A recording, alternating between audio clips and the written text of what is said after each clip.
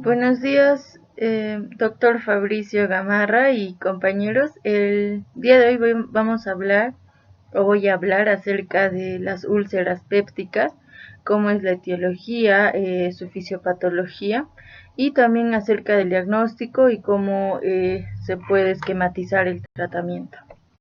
Para empezar, vamos a hablar acerca de lo que viene a ser las generalidades.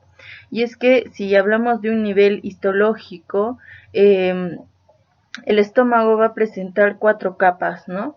Que va a ser la mucosa, en donde vamos a encontrar múltiples células como lo que viene a ser las células parietales, las células principales, ¿no? Y también las enterocromafinas, y de esa forma van a ayudar o estas van a cumplir funciones importantes. También vamos a tener la capa submucosa, la muscular y la serosa. Ahora, también el estómago va a presentar lo que vienen a ser las glándulas, ¿no? Y las más importantes son las glándulas oxínticas, las cuales la vamos a encontrar en el cuerpo y fondo, y los que nos van a ayudar, o en este caso, secretar lo que viene a ser la pepsina, el factor intrínseco y el ácido clorhídrico, todo gracias a las células parietales, ¿no? Este también va a secretar un líquido, o en este caso va a tener una secreción ácida, que lo van a conformar componentes como la histamina, la acetilcolina y la gastrina. Ahora, también vamos a encontrar glándulas pilóricas, las cuales van a encontrarse o van a estar en el antro y en el píloro del estómago, ¿no? Aquí también, si hablamos en este caso de cómo se da la producción o la secreción del ácido clorhídrico, va a presentar o se va a dar en 3 fases, ¿no? O en 3 etapas.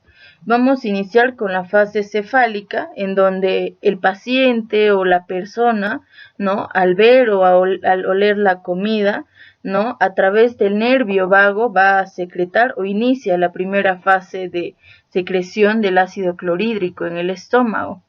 Después tenemos la fase gástrica, en donde ya, ¿no? Por este caso, el consumo de nutrientes o por la presencia ya de nutrientes en nuestro estómago, ¿no? Las células G van a estimular a la gastrina, o van a secretar lo que viene a ser la gastrina, que a su vez también estimula a las células parietales, y secretan lo que viene a ser el ácido clorhídrico. Del mismo modo va a haber o va a suceder un proceso de distensión del estómago, ¿no? En el cual también se secreta gastrina y por ende también ácido clorhídrico. Ahora, y en la última etapa, que vendría a ser la intestinal, ¿no? Vamos a tener la distensión del estómago o la distensión luminal, donde también va a participar en lo que viene a ser la producción de la gastrina, ¿no? Y todo esto se va a dar cuando hay una distensión, ¿no? De los alimentos, del pase del estómago hacia los intestinos.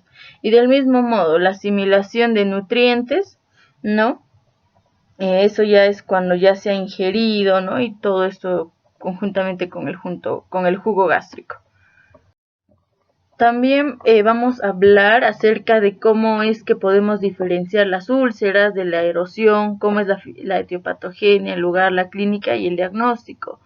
Para que sea considerado úlceras, necesariamente la lesión o el daño tiene que pasar la capa muscularis mucosae.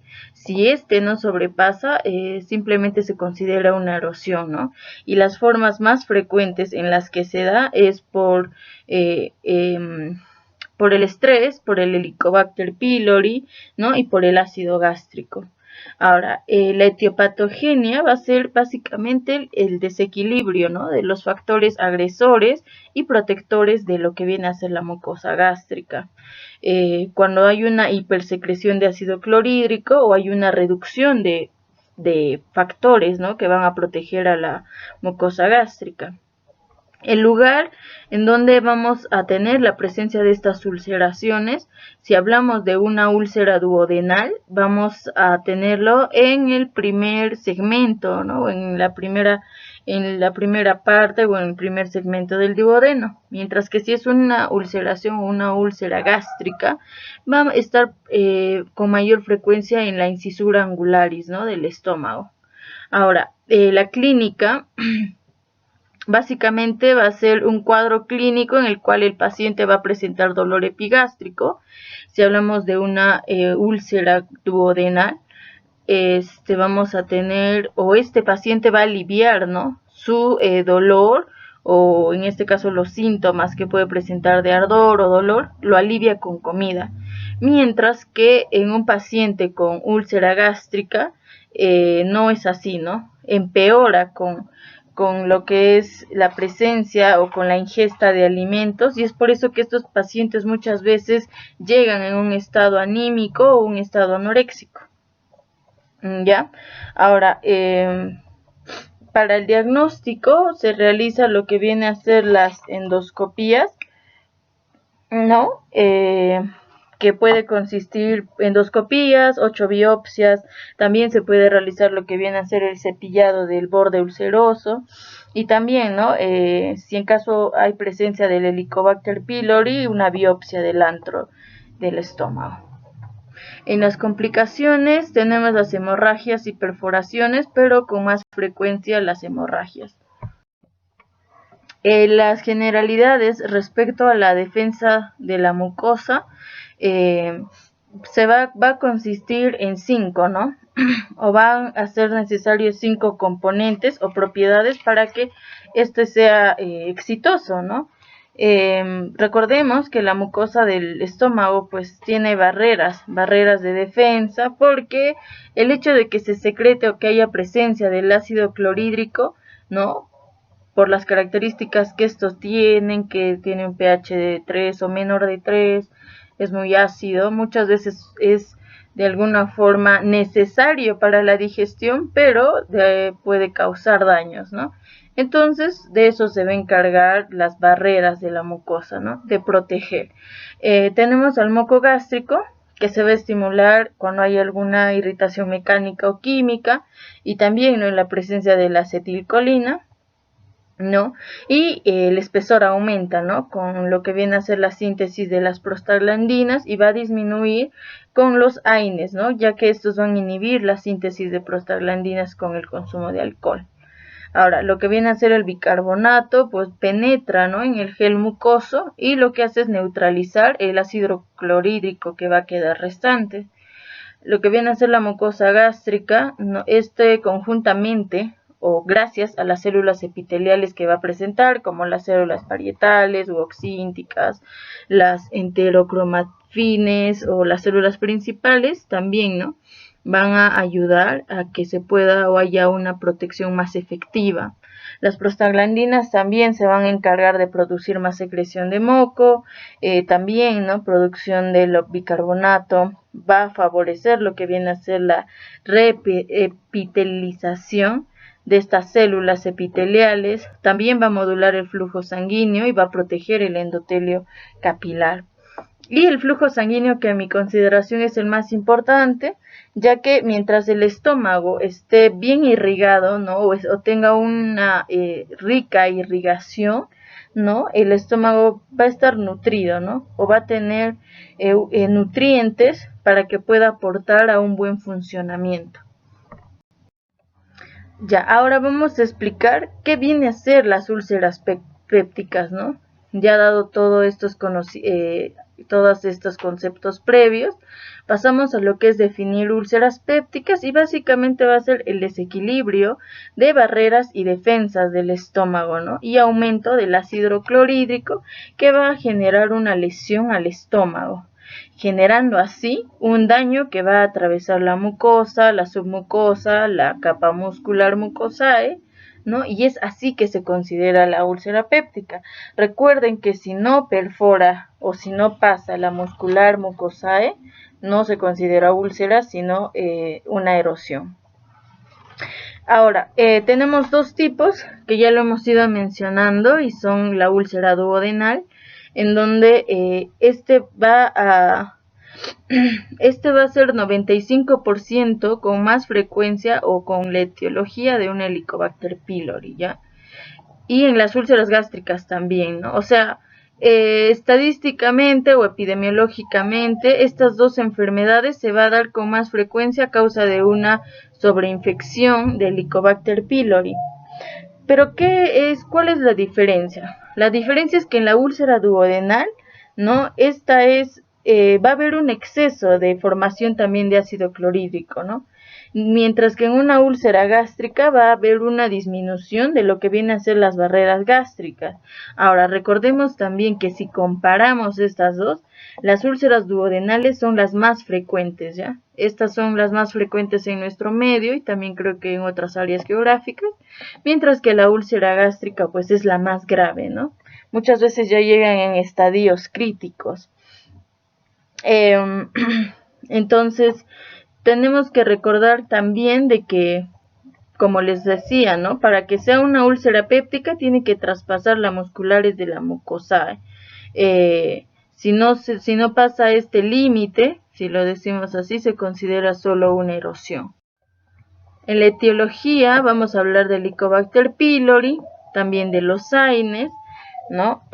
En los que podemos mencionar el keterolaco, el piroxicam, ¿no? En antecedentes podemos mencionar que hay estudios en los que nos dicen que hay personas, ¿no? Que están susceptibles o que pueden ser vulnerables respecto o por algún factor, ¿no? En relación a su grupo sanguíneo.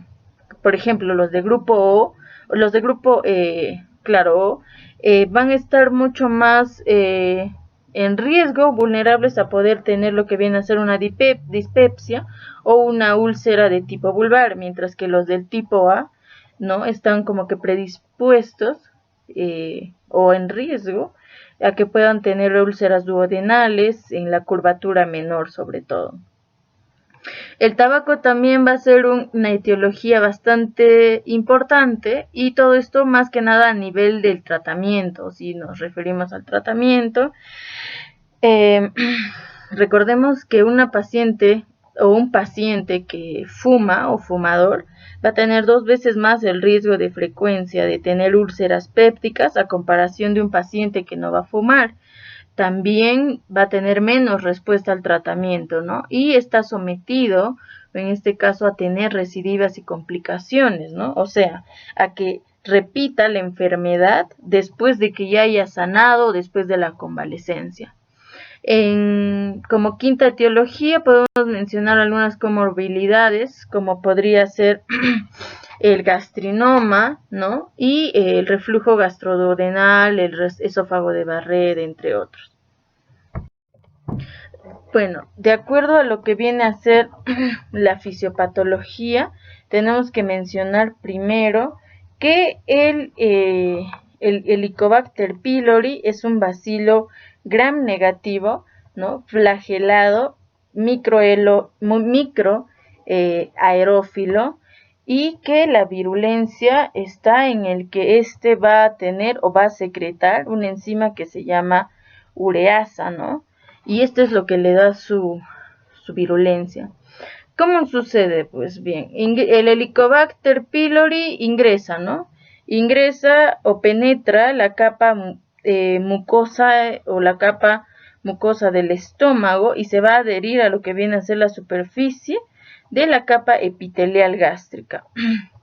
Después de eso, el Helicobacter pylori produce el amoníaco, ¿no? Y a partir de la urea, ¿no? Produce urea, a partir de eso el amoníaco y así neutraliza el ácido gástrico.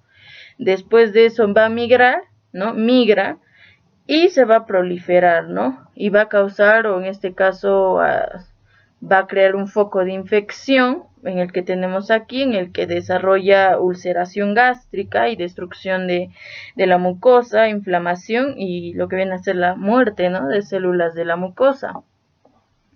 Entonces, el Helicobacter pylori segrega una enzima, la ureasa, que por un proceso de hidrólisis se convierte en urea. Esto se divide o en todo caso segrega a partir de eso el amonio y bicarbonato, ¿no? Y todos estos pues van a tener o van a causar algunos efectos como daño celular directo, retrodifusión de iones de hidrógeno, inactivación del complemento, y en el caso del bicarbonato va a aumentar lo que viene a ser el pH alrededor de la bacteria, ¿no? Y todo esto pues genera un cuadro clínico bastante sofocante para el paciente, ¿no? La clínica pues va a ser sobre todo pirosis, el paciente va a tener dolor o quemazón en el esófago, y todo esto a causa, ¿no?, de alguna regurgitación del ácido gástrico. Va a presentar epigastralgia, dolor abdominal, dolor en el epigastrio o en la boca del estómago, las náuseas recurrentes, la distensión abdominal, ¿no?, como un hinchazón. Si hablamos de una úlcera duodenal, pues va a ser bastante evidente la epigastralgia, de 2 a 3 horas post la ingesta de alimentos. El predominio va a ser nocturno y eso calma con la alimentación, ya con la ingesta de alimentos. En el caso de la úlcera gástrica, va a ser evidente, vamos a tener el dolor en la boca del estómago, ¿no?, más las náuseas, vómitos y hiporexia o anorexia, ¿no? Esto empeora con la comida, ¿no?, sin claro alivio antiácido, y hay saciedad precoz. Aquí el paciente no va a comer porque cuando come le arde, ¿no? Entonces llega en un estado crítico de desnutrición o de anorexia. Para el diagnóstico se requiere lo que viene a ser la clínica, que ya comentábamos, y también se realiza lo que viene a ser la radiografía y la endoscopía, ¿no?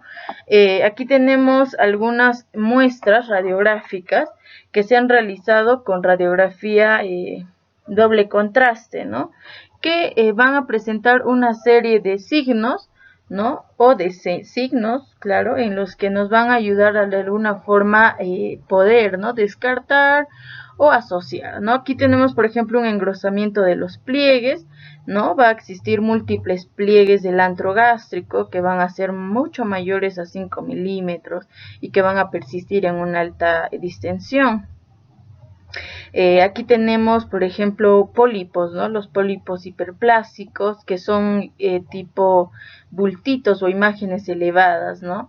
Tienen menos o menor centímetro, menor tamaño, ¿no? Y estos ya se vinculan con lo que viene a ser la gastritis crónica.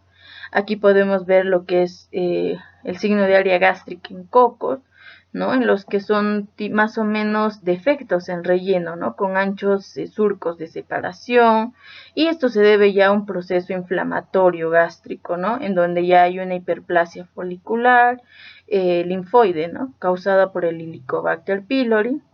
Aquí tenemos ya una gastritis erosiva, donde hay múltiples lesiones elevadas, edematosas, ¿no?, y va a haber una depresión central que va a corresponder ya a unas a lesiones aftoides, ¿no?, tipo aftas. Aquí tenemos ya lo que viene a ser una úlcera crónica, ¿no? ¿Por qué? Porque ya hay convergencia, ¿no?, de los pliegues suaves hacia la cicatriz, no sé si pueden visualizar bien, sin evidencia de un hecho ulceroso, ¿no? Ya estaríamos hablando de una úlcera crónica, y aquí también tenemos otro indicio. Y estos de aquí son las endoscopías, ¿no?, que también se pueden realizar para comprobar o reforzar el diagnóstico. También podemos realizar pruebas de laboratorio, ¿no? En métodos indirectos, lo que se usa más es el test de ureasa rápida, ¿no?, que es un diagnóstico para saber o ver el grado de infección.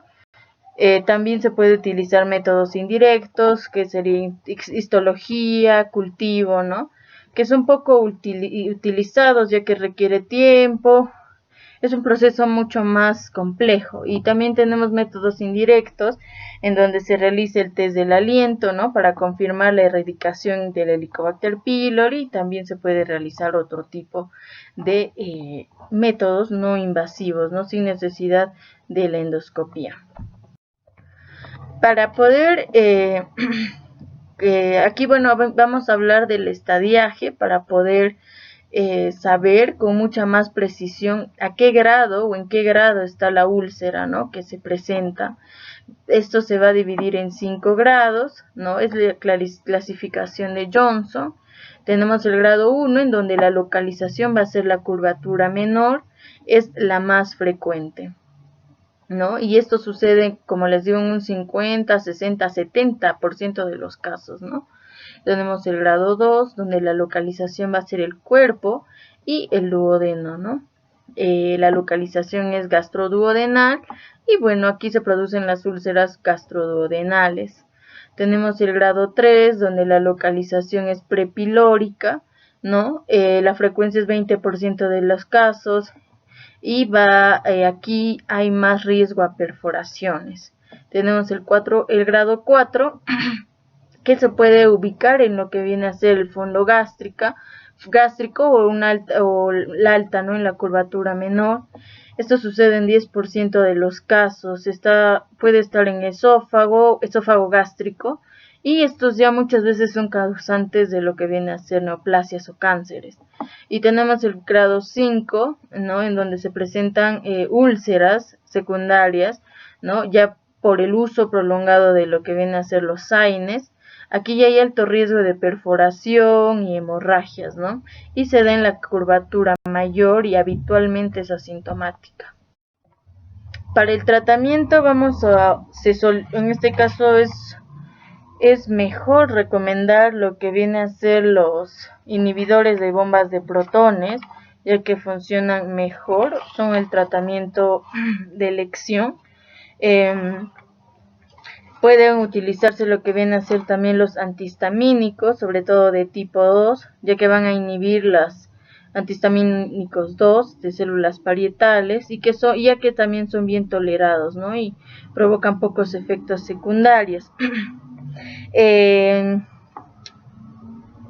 Para el tratamiento de una Helicobacter pylori, lo que se solicita o lo que se puede llegar a prescribir o solicitar como tratamiento es lo que viene a ser los inhibidores de bombas de protones por 8 semanas en caso de una úlcera gástrica, y los inhibidores de bombas de protones por 4 semanas en caso de una úlcera duodenal. ¿Por qué es mejor usar los inhibidores de bombas de protones? Porque van a inhibir el ácido clorhídrico, ¿no?, hasta casi un 90%. Incluso es mejor que los antihistamínicos, ¿no?, porque los antihistamínicos solo reducen un 70-80%. Es más efectivo los inhibidores de bombas de protones. También, ¿no?, esto se puede acompañar con lo que viene a ser la cubierta entérica, que podríamos usar el omeprazol, ¿no? Y ahora, sin caso, para el tratamiento del Helicobacter pylori también, ¿no?, se puede utilizar lo que viene a ser criterios, o ya tener un tratamiento más complejo y efectivo, ¿no?, que sería usar lo que viene a ser los inhibidores de bombas de protones y también lo que viene a ser la OCA, ¿no?, que es el omeprazol, la claritromicina y la amoxicilina, ¿no? Eso funciona muy muy bien. Si en caso no hay presencia de Helicobacter pylori, creo que con los inhibidores de bombas de protones sería suficiente. ¿En qué caso se utilizan las intervenciones quirúrgicas? Pues si hay complicaciones, ¿no?, si hay úlceras refractarias, hemorragias, perforaciones, ¿no? Y por último vamos a hablar acerca de las complicaciones, en este caso la úlcera gastroduodenal, ¿no? Las úlceras, mejor dicho las hemorragias, ¿no?, ya son complicaciones que van a requerir una mayor atención, ¿no? Y si en caso se trata de alguna hemorragia, vamos a usar lo que viene a ser la clasificación de Forres, ¿no?, en el cual vamos a determinar el sangrado, si el sangrado es activo, ¿no?, en los que es 1A, 1B, si es a chorro, si es un sangrado arterial, si es un sangrado venoso, si el sangrado es reciente, ¿no?, todo lo de B, si es vaso visible, coágulo adherido, hematina, y si el sangrado es, o si hay sin sangrado, ¿no? Sin sangrado, lo que viene a ser una lesión limpia, ¿no? A lo que le llaman. Las causas pues van a ser básicamente la úlcera duodenal, la úlcera gástrica, también puede considerarse la gastritis por estrés y las varices esofágicas, ¿no? También como complicación se puede considerar las penetraciones, las perforaciones y si existiera alguna obstrucción pilórica, ¿no? Y eso sería todo, muchas gracias.